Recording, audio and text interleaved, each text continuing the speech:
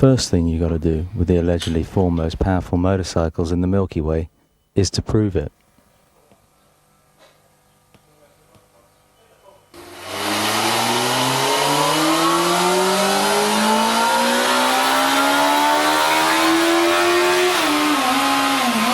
And of course the first thing you discover is that the first bike isn't actually as powerful as its predecessor.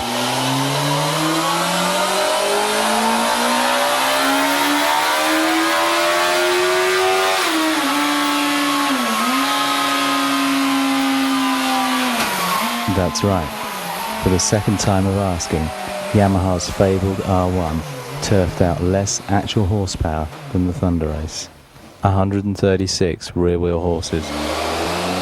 This we kind of expected, but what we didn't expect was that it was also considerably less than the bike that could have been said to have started the whole mega powerful trend in the first place, the ZZR 1100. The old Z did itself proud at well over 138 bhp.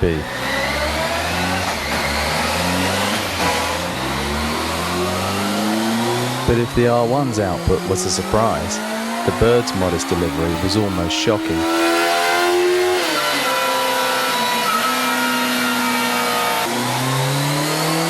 Less than 140 bhp for a bike that once claimed over 150. A clear deficit over the Hayabusa, whose 22 bhp advantage ended up at exactly almost 160 bhp at the back wheel.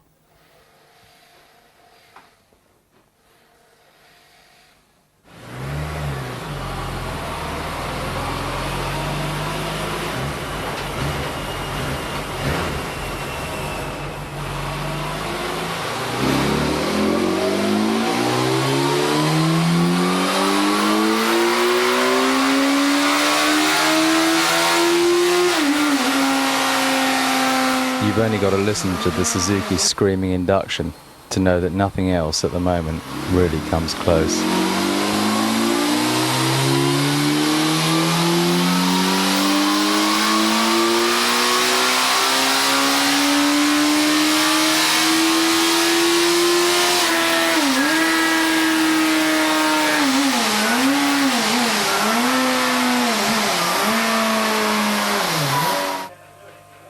A fact that was confirmed by the trace-over graphs.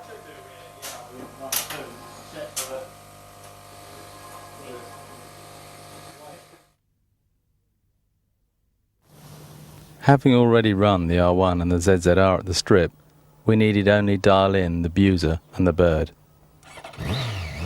Though of course the first thing you do is warm up the tyres in traditional fast bike style. And it's not just the Busa that can get it sideways on the power.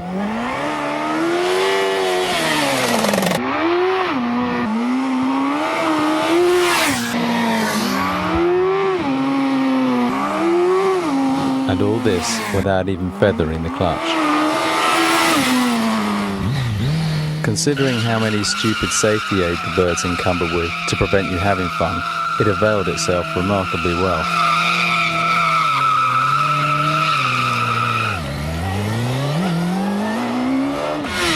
But in the end, it really was no match for the GSXR and the cunning stunts department.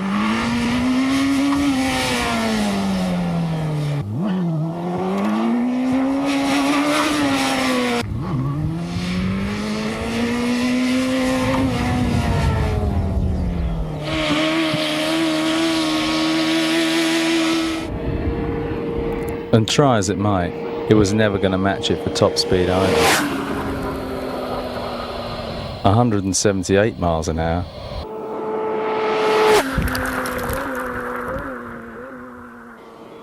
To just about 187 miles an hour.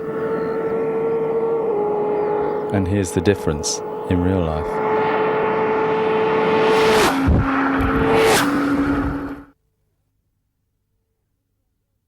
Rob, this one's empty. Real life, of course, is what it's all about here at FB. So what better way to test them than a flat-out blast all the way to the south of France? I'm ill already. Trip's over. We're going back home, boys. There's no petrol.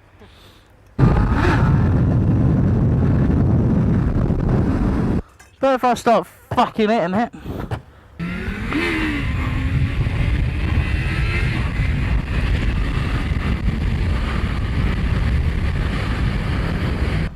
Come on!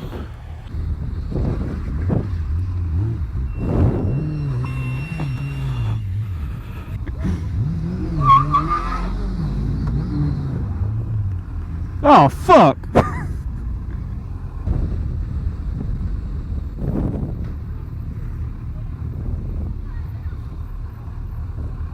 Punani, Rob, you know what I'm saying? It's like Punani. Wicked.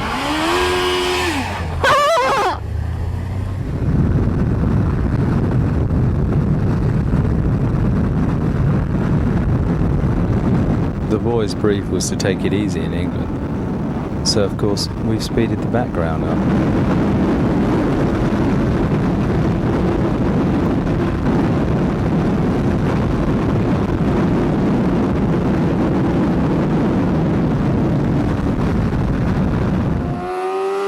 Over in France, no such need for caution.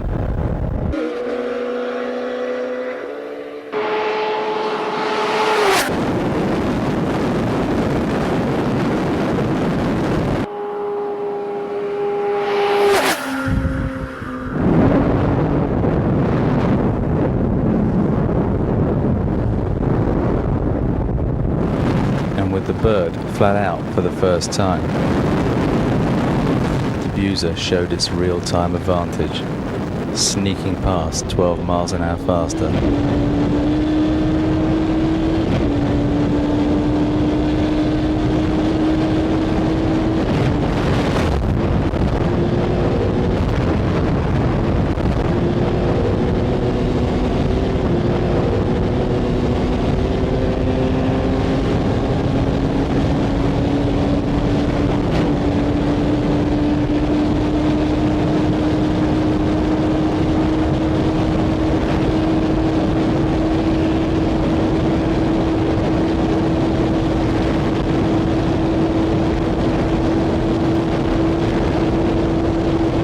Again, flat out on the bird. Just watch the Buser go.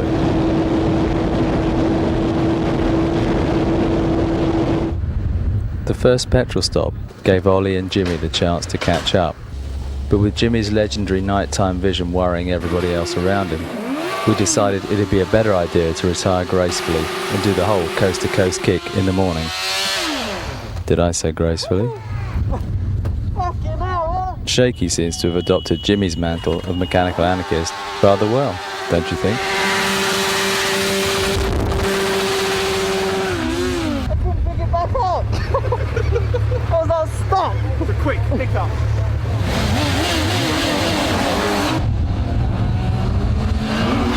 One last wheelie before bedtime.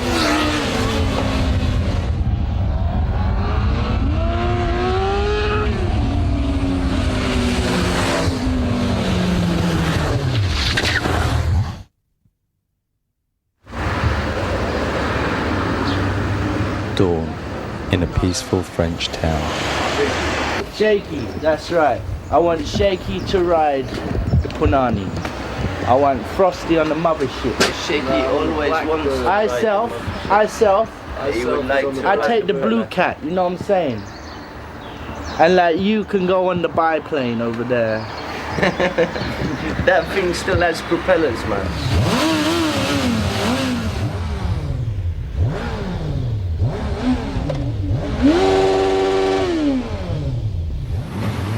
Let the madness begin.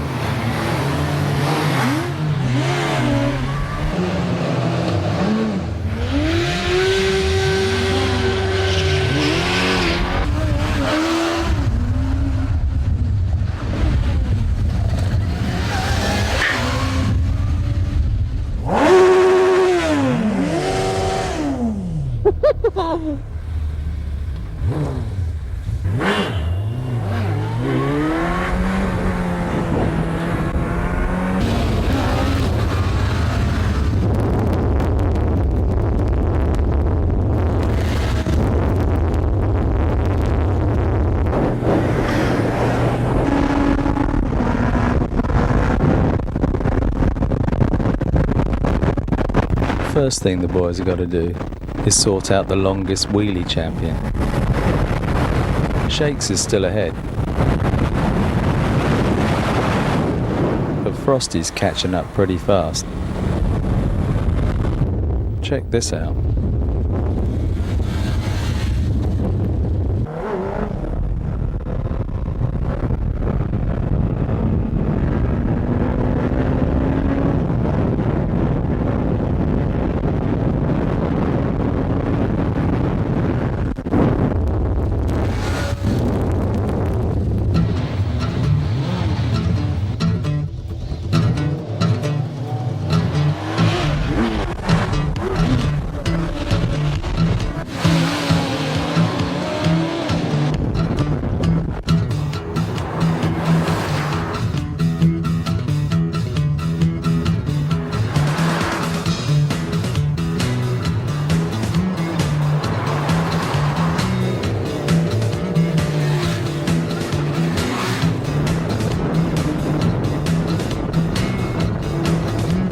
Pretty soon, however, it was into top speed mode for real.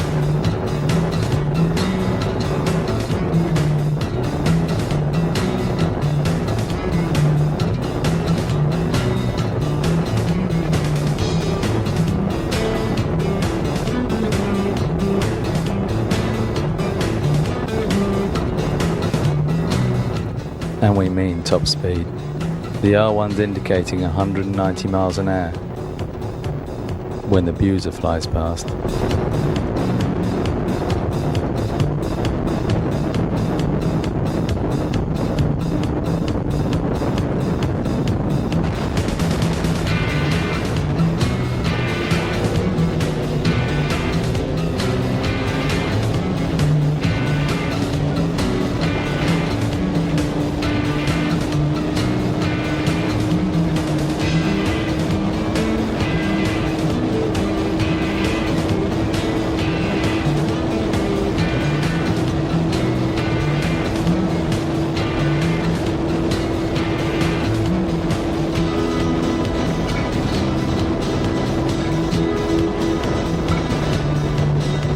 "210 miles an hour on the clock is quite a sight, even if it is about 20 miles an hour optimistic."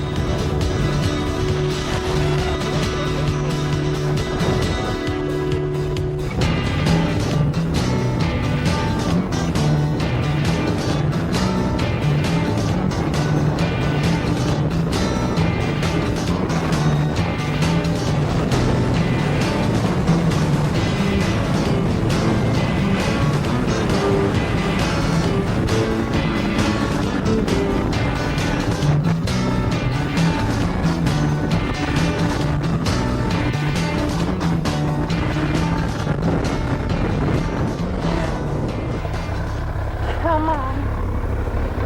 Finally, it's time for swapsies.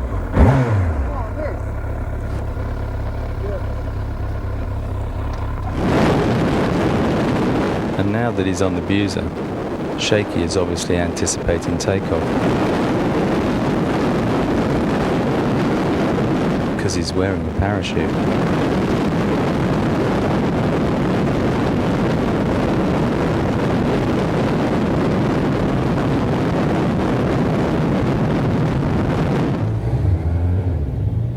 Little does he realise that the worst danger comes not at 200 miles an hour, but at standstill. That is, when Jimmy's behind you. Fucking hell, man. You fucking idiot. Get off your bike and fucking help, man.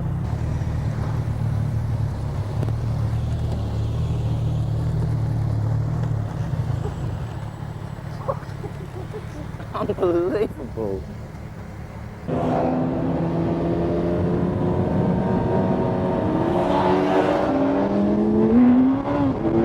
Back on the move, Shaky proves that the Buser's faster than most things on one wheel.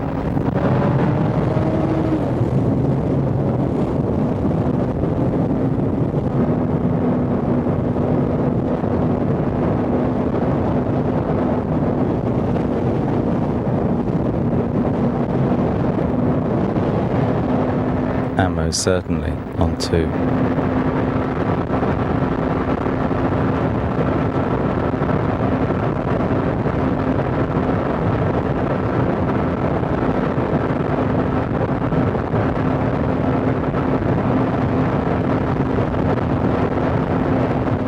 While Ollie establishes once and for all that the R1 tank range barely sees out the length of a good stand-up wheelie. Never mind, the boys are well versed in this.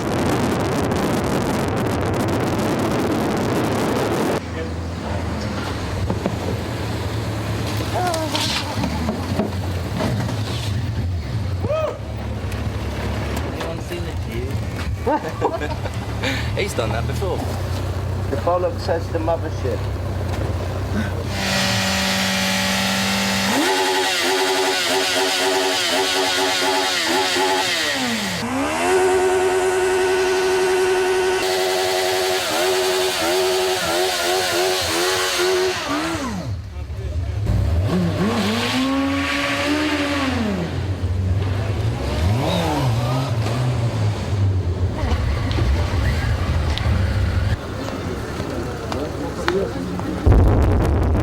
As usual, when things get a little boring on long trips, you feel the need to stretch your legs.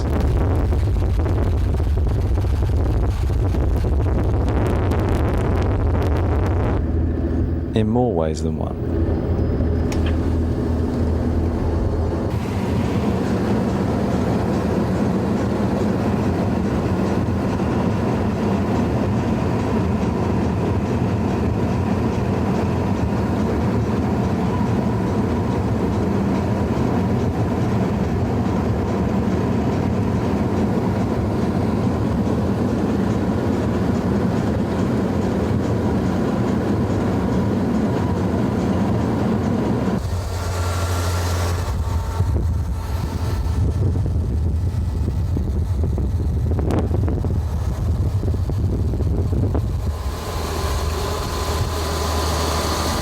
Or why not just stretch your face?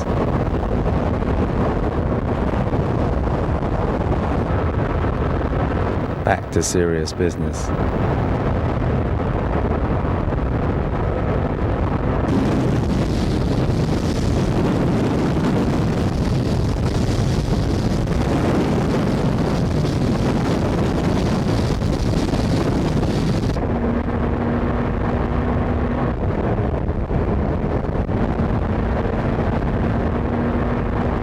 As the Buser piles on the MPH, everything else behind it disappears.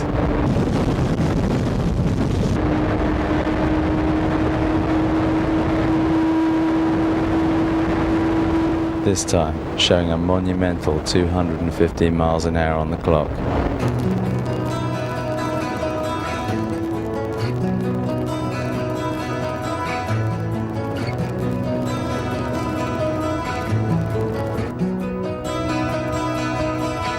Time flies when you're having fun. But even time's not as fast as the Hayabusa. Just 300 kilometers to go. That's about 1 hour 15 minutes on the GSXR, including a fuel stop, which you need after just 25 minutes at 3 miles a minute.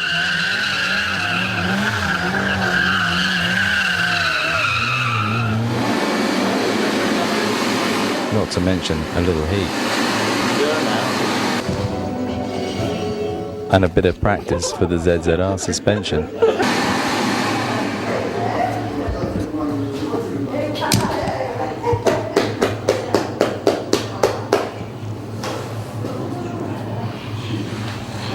Cool, is that the Gemma? Pretty cool. Damn! Oh!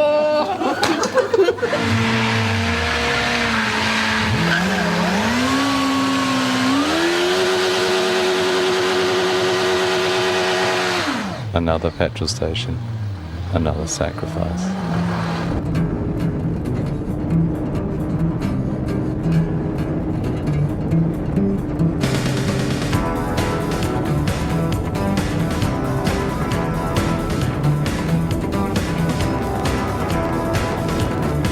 At last, Mondelieu beckons. 730 miles, 1,000 plus kilometers in about 6.5 hours, with 10, repeat 10, stops for fuel.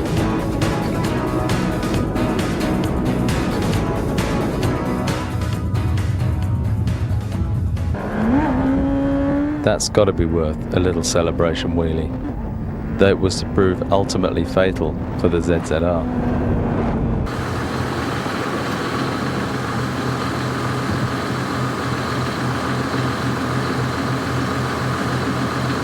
The Blackbird was the best. Why? For this trip. It's the most comfortable, the best gearbox, it's cruise nice, accelerated good. And it does wicked bollocks. stand-up wheelies. The R1 does all that, and it's It doesn't. To be fair, the R1 rips your head off when you get above 100 and whatever. The Punani bike. The Punani Number bike one. is number one. The Punani bike rules.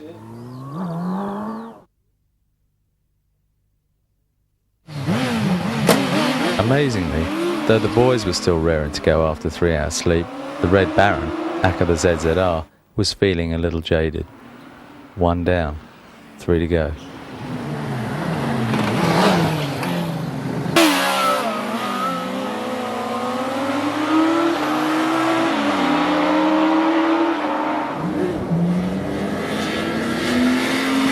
Back on terrain we knew well, Shaky, Jimmy and Frosty were going for the kind of stunt that all boys dream of.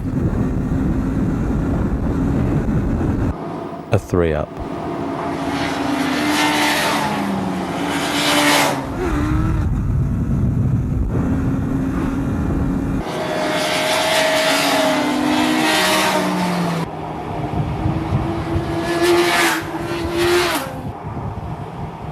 Maybe synchronized wheeling should become a new Olympic sport.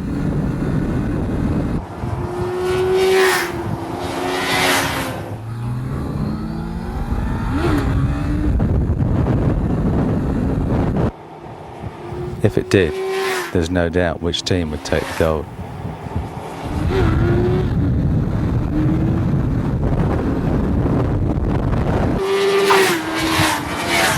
Having worked out that they were all pretty good at wheelies, it was time to sort out the roll-ons.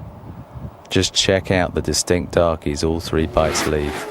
You can literally see the rubber evaporating, even at 130 miles an hour in fifth. And when they got their counting sorted out, there's no doubt that the R1 had the edge. The R1's power to weight ratio also meant that the others didn't have much of a chance on the A roads either.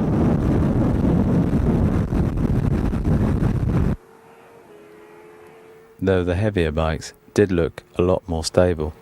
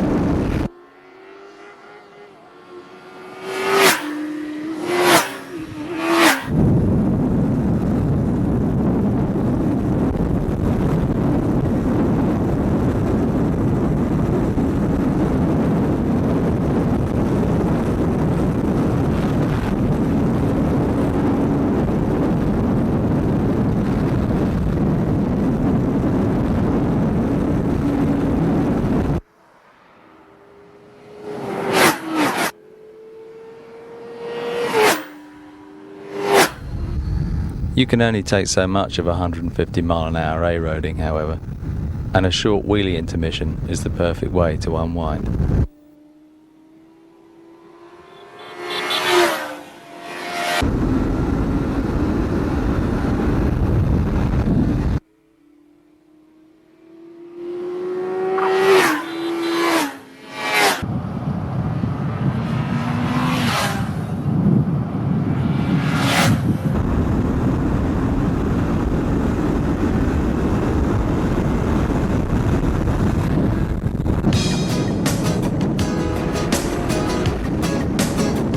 Combat was shortly resumed, however.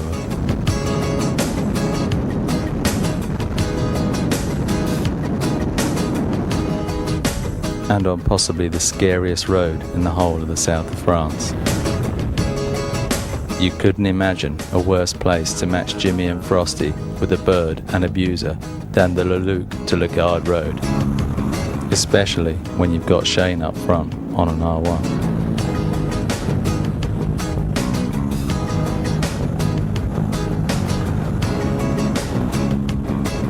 This road has claimed myself on a Blade, Frosty on a ZX9, Jimmy on an X-Up, and Hammer on a 600. So what chance did the boys have on 210 kilogram, 160 bhp bikes?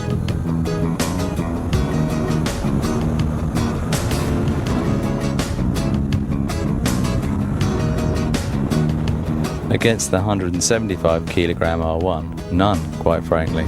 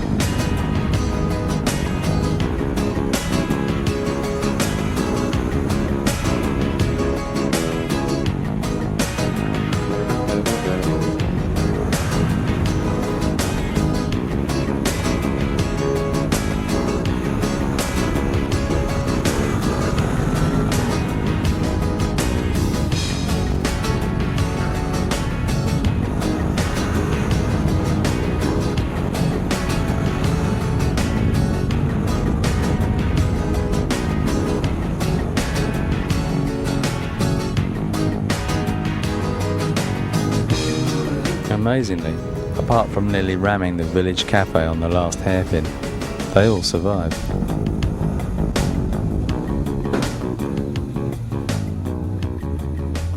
Jimmy explains his overshoot. So I had my first ever crash, full fire. What? First ever accident I had for Carnage. Yeah. Right here where we're standing. Was it? What did you do? Came down there, and instead of overshooting the corner like I did back there and pretending I'm going to a restaurant, what I did was, I went across there, there was a Renault 4 van coming up here. So I just thought, fuck it, why not? So I lobbed this X up underneath it. And I think you'd have liked it. Definitely your kind of thing.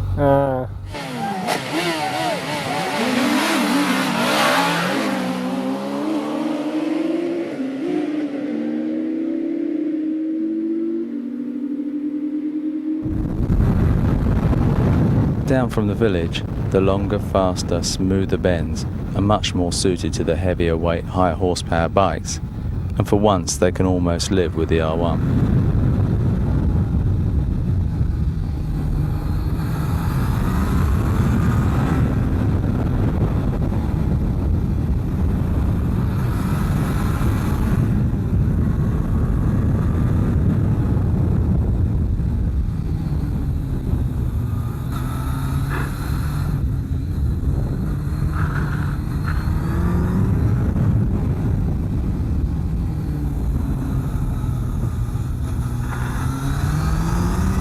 Again, rather amazingly at these speeds, the only oncoming moment the boys had was with a fly.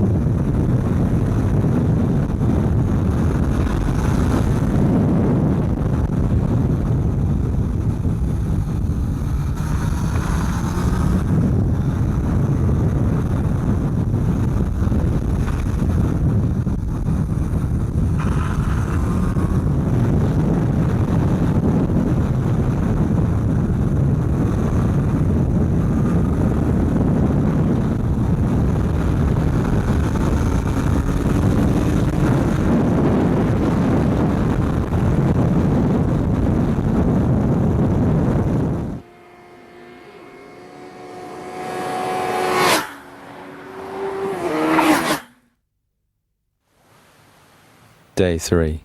Serious stuff. We were down to 2, having mullered the R1's tyre. Not that the other 2 were looking that much better.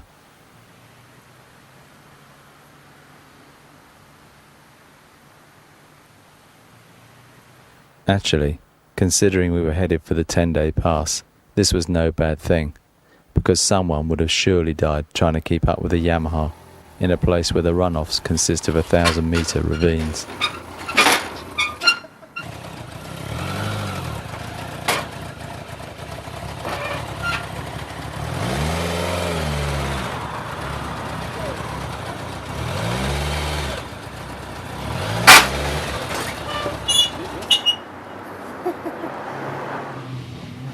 In all of Europe, there is no more testing road than the 70 kilometres from Menton to Tendu. Shaky gets in some practice while Rob gets wired up with a camera. Actually, this was to prove a rather unfair advantage.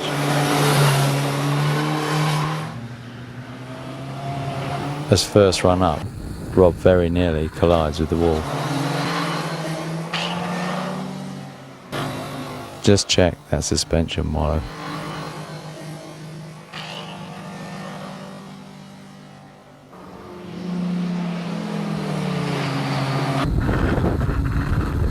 With slower but more neutral steering than the Abuser, the bird has to rely much more on mid-corner speed.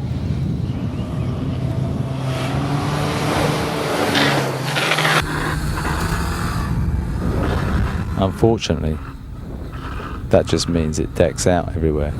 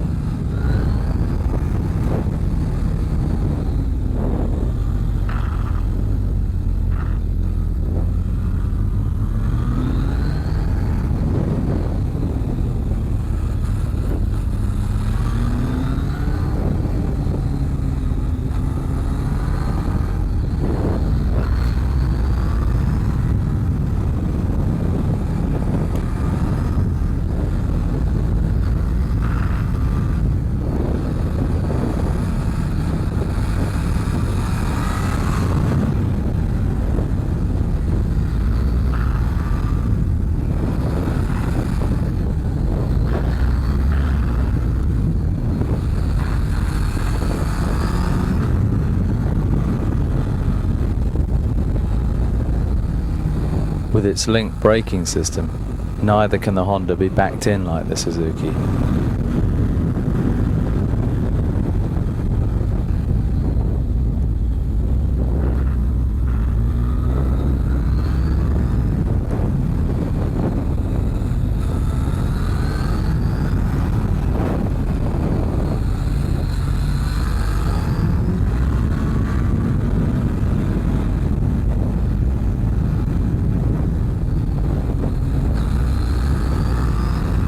Now Shaky's really got the hang of sliding the Abuser on the way in.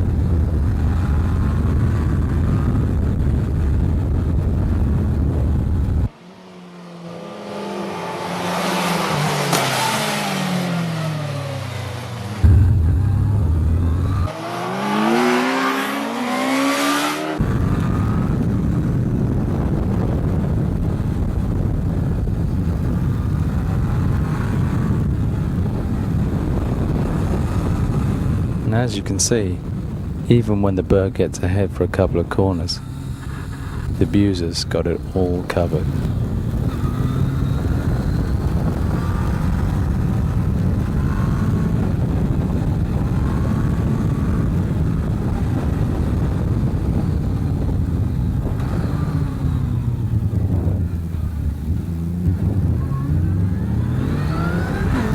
Leaving Rob to play catch up on exit yet again.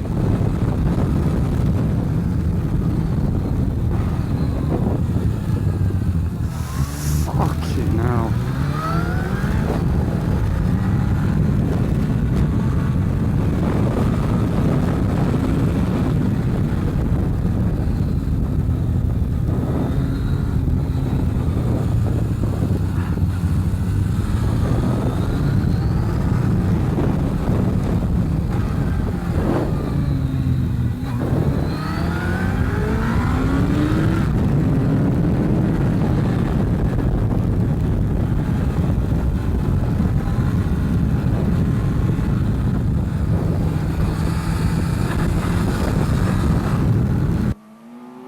Are you scared of the dark?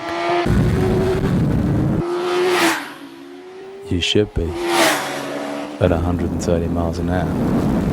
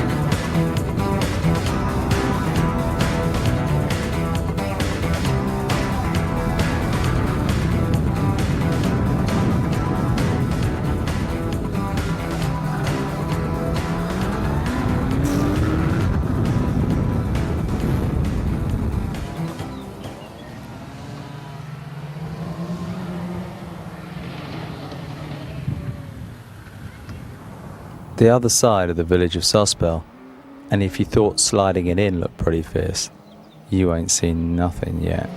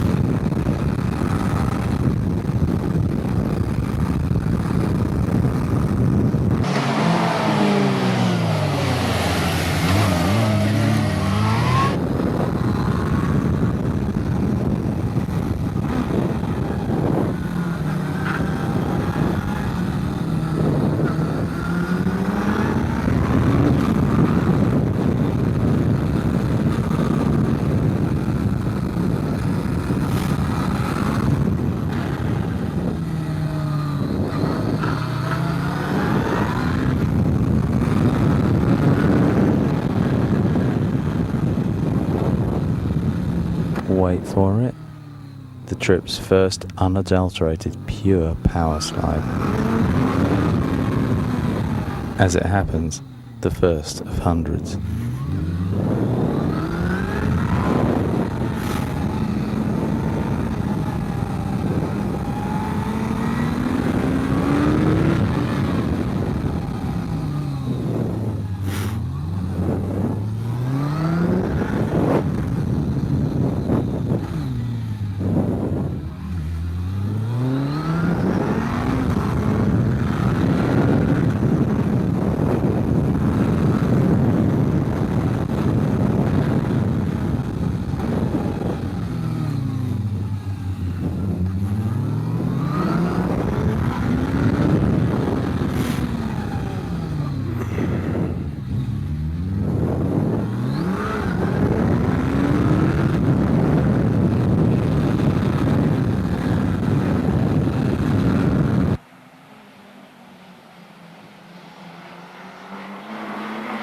If you can have more fun than this, we don't know where, and we don't know how.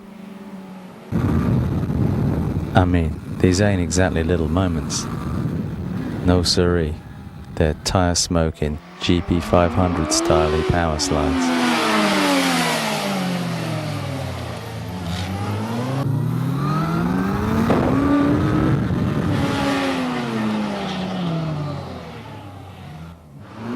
The boys decide once just ain't enough and head down for another go.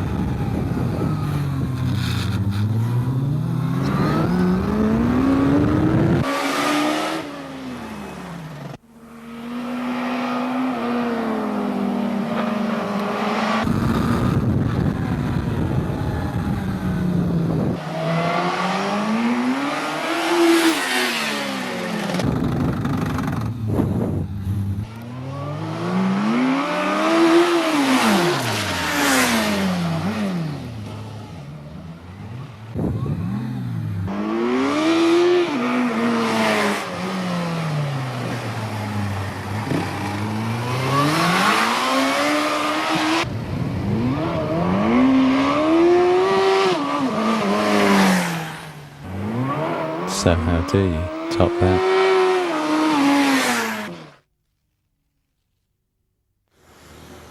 You don't. At least not on the ZZR11, which finally threw in the towel halfway home. Luckily, it was fixable, which was just as well, as the truck and trailer blew up terminally. Yeah. How do you think the engine got a little bit too warm, Rob? Rob? Nothing's doing me, mate.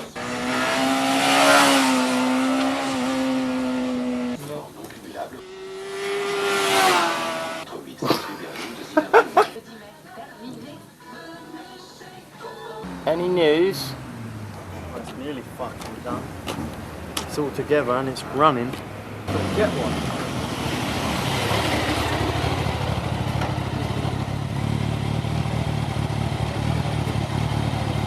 Okay. Yeah.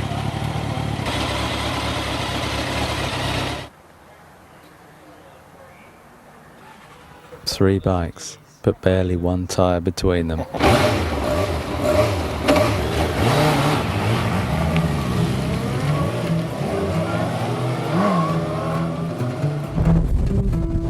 The return journey was necessarily a lot more low-key.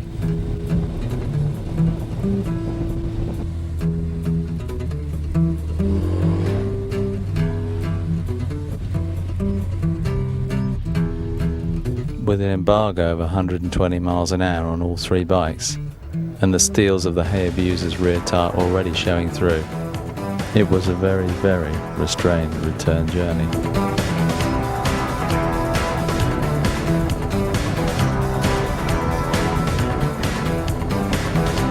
Of course, it even started raining.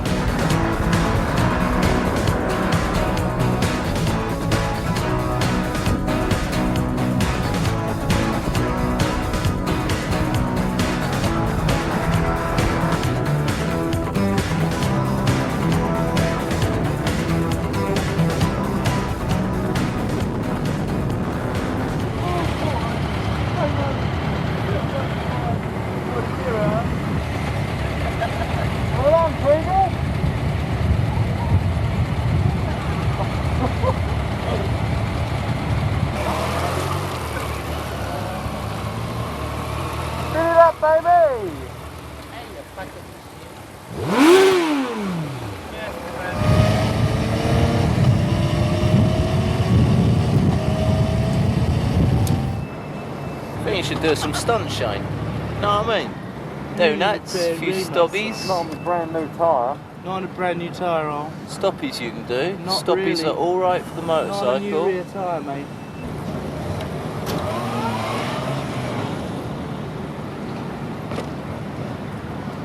So every tyre does indeed have a silver lining. And I suppose if ours hadn't shown through so quickly, we may not have all made it back alive.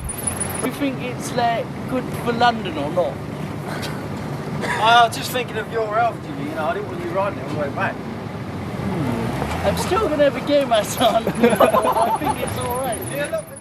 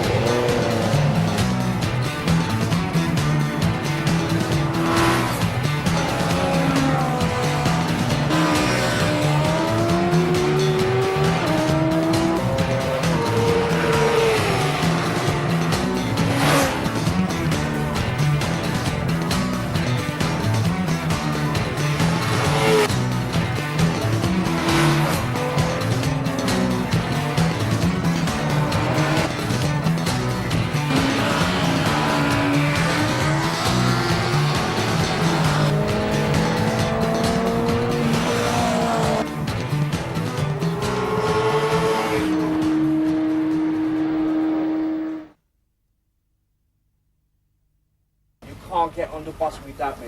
That's what I'm saying. I'm not allowed with the skateboard. No. I'll get off then.